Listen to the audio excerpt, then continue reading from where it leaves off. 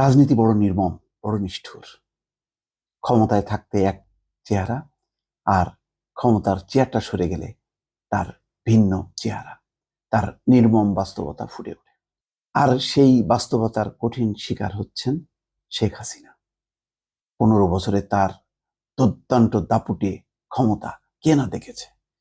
ক্ষমতার চেয়ারে বসে একে ওকে অপমান করা, যাচ্ছে তাই মুখে যা আসছে তাই বলছে। তার কাছে আমেরিকা যুক্তরাষ্ট্র, ওবামা, ক্লিন্টন কেউ কিছু না, মানে তিনি সব বলে যাচ্ছেন।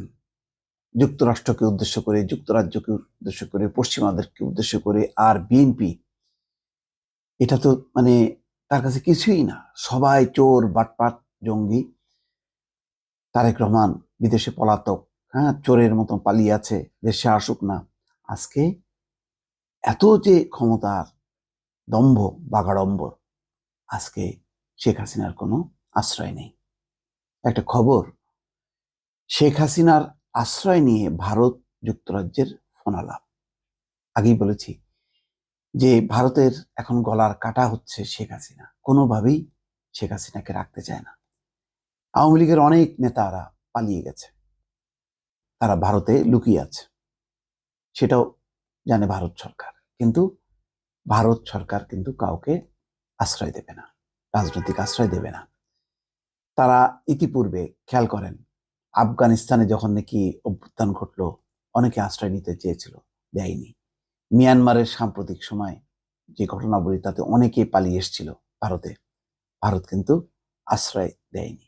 ভারতের ইতিহাসে আশ্রয়ের, রাজনৈতিক আশ্রয় একেবারেই কদাচিৎ। তারা ধর্মীয় বিবেচনায় কিছু আশ্রয় দেয়, কিন্তু কোনো রাজনৈতিক আশ্রয় তারা দেয় না। তারা মনে করে রাজনৈতিক আশ্রয় যদি দেয় তাহলে ওই দেশের সাথে তাদের সম্পর্ক নষ্ট হবে, এই কারণে ভারত দেয় না। শেখ হাসিনার শাসনামলে সবচেয়ে ঘনিষ্ঠ যে দেশগুলি, ভারত, ভারত বুক ফিরিয়ে নিয়েছে। চীন অভিনন্দন জানিয়েছে ইউনূস সরকারকে। রাশিয়াটা এখনো প্রকাশ হয়নি, কিন্তু নিশ্চিত রাশিয়াও এখন চিনতে চাইবে না।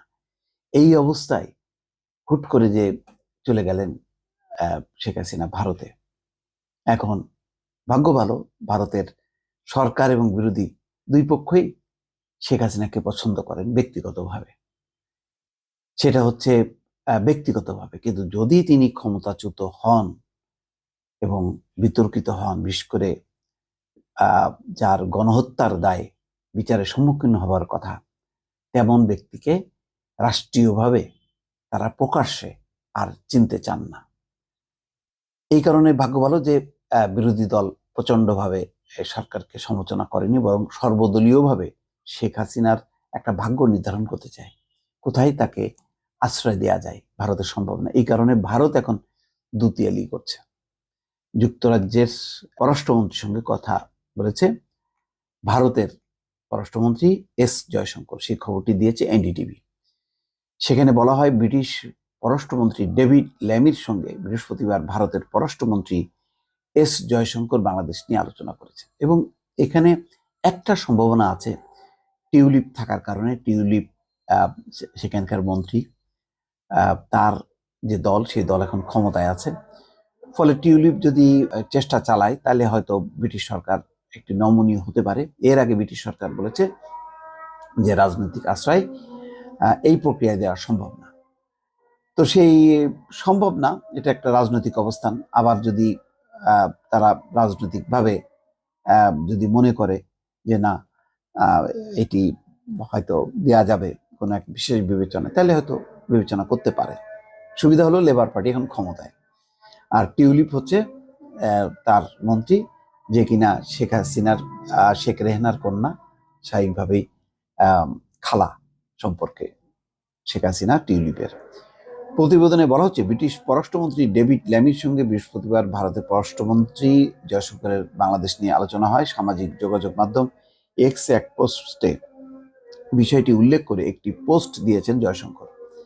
এতে তিনি জানান, যুক্তরাজ্যের পররাষ্ট্রমন্ত্রী ডেভিড ল্যামির কাছ থেকে আজ ফোন পেয়েছি। ফোনে বাংলাদেশ ও পশ্চিম এশিয়ার পরিস্থিতি নিয়ে আলোচনা হয়েছে। দুই দেশের পররাষ্ট্রমন্ত্রীর মধ্যে আলাপ হলেও শেখ হাসিনার পরবর্তী গন্তব্য কোথায় তা নিয়ে প্রকাশ্যে মন্তব্য করেননি। তবে আপাতত দিল্লির একটি সেফ হোমে অবস্থান করছেন শেখ হাসিনা। শেখ হাসিনার যুক্তরাজ্যে রাজনৈতিক আশ্রয় চাওয়া নিয়ে নানা গুঞ্জন চলছে। এমন পরিস্থিতিতে তার ছেলে সজীব ওয়াজেদ জয় যুক্তরাজ্যে আশ্রয় চাওয়ার বিষয়টিকে অসত্য বলে দাবি করেছেন।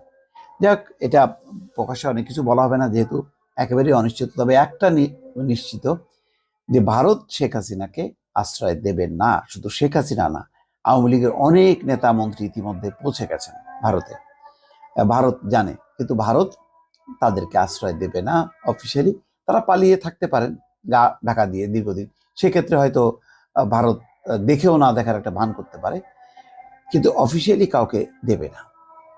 এই হচ্ছে পরিস্থিতি। দর্শক ভালো থাকবেন, আল্লাহ হাফেজ।